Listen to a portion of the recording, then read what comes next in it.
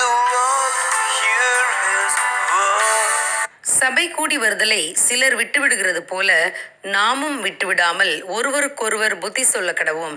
எபிரேயர் 10:25 அமெரிக்காவின் ஒரு நாள் ஜனாதிபதி யார் என்று உங்களுக்கு தெரியுமா? அவர் ஏன் ஒரே ஒரு நாள் மட்டும் ஜனாதிபதியாக இருந்தார்? ஜனாதிபதி ஜேம்ஸ் போக்கின் ஆட்சி காலம் 1849 மார்ச் 3 முடிந்தது. அன்று நடு இரவில் அவர் பதவியிலிருந்து விடுவிக்கப்பட்டார்.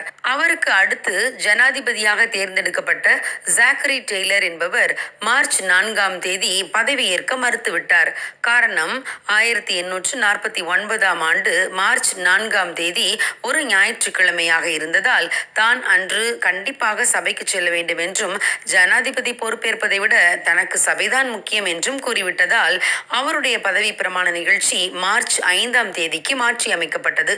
எனவேதான் மார்ச் 4 ஞாயிற்றுக்கிழமை ஒரு நாள் மட்டும் டேவிட் அட்சிசன் என்பவர் அமெரிக்காவின் ஜனாதிபதியாக பொறுப்பில் இருந்தார். ஆம் பிரியமானவர்களே, ஓய்வு நாளை மனமகிழ்ச்சியின் நாள் என்றும் கர்த்தருடைய பரிசுத்த நாளை மகிமையுள்ள நாள் என்றும் சொல்லி அதை மகிமையாக எண்ணுவாயானால் அப்பொழுது கர்த்தரில் மனமகிழ்ச்சியாயிருப்பாய்.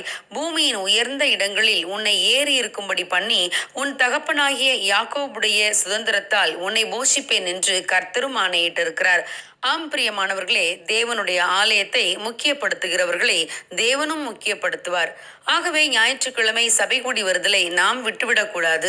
இயேசு கிறிஸ்து இவ்வுலகத்தில் வாழ்ந்த போதும் தம் வழக்கத்தின்படியே ஓய்வு நாள் தோறும் ஜெப ஆலயத்துக்கு சென்றார் என்று நாம் வாசிக்க முடியும். தாவீது ராஜாவாக இருந்த போதிலும் தேவனுடைய ஆலயத்துக்கு செல்வதை வாஞ்சித்து நாடினார். அவர் அப்சலோமின் நிமித்தம் அரண்மனையை விட்டு வெளியே போக நேர்ந்த போது தேவாலயத்துக்கு போக முடியாத சூழ்நிலை வந்தது.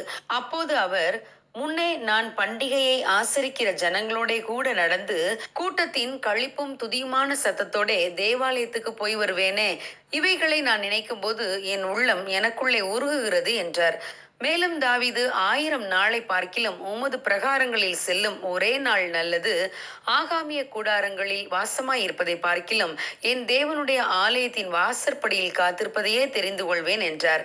ஆகவே அவர் தேவனால் அதிகமாய் உயர்த்தப்பட்டார். ஆம் பிரியமானவர்களே, ஞாயிற்றுக்கிழமை சபை கூடி வருவதை நாம் விட்டுவிடக்கூடாது. அங்கே தேவன் நமக்கு ஆசீர்வாதத்தையும் ஜீவனையும் வைத்திருக்கிறார். God bless you. Have a good day.